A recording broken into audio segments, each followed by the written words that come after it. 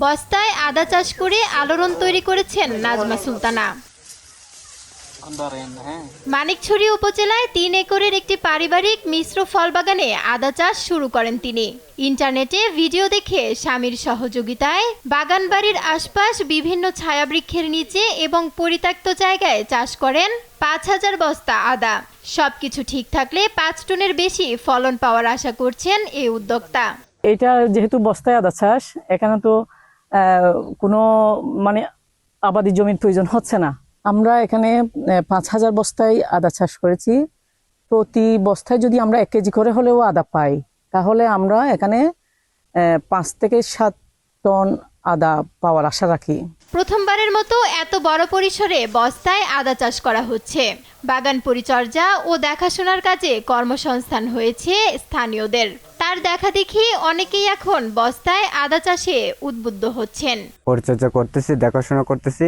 আদা খেতে ওষুধ দেই, আগাছা বাছি। মাটিতে মশলা জাতীয় আদা চাষ করলে ভূমিক্ষয় ও নানা ধরনের রোগবালাইয়ের ঝুঁকি থাকলেও বস্তায় এ শঙ্কা অধিকাংশ কম। আদা চাষে যে কোনো ধরনের সহযোগিতা দিতে চায় স্থানীয় কৃষি বিভাগ।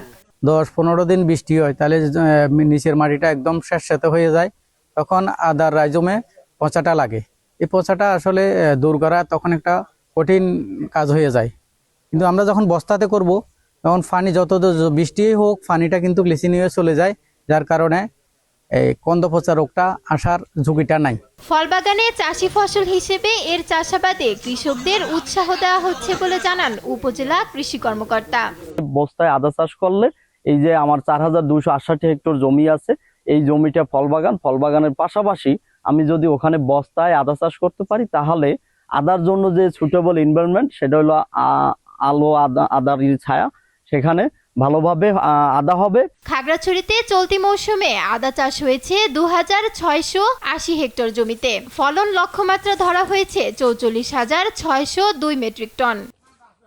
নিউজ ডেস্ক, দেশ টিভি।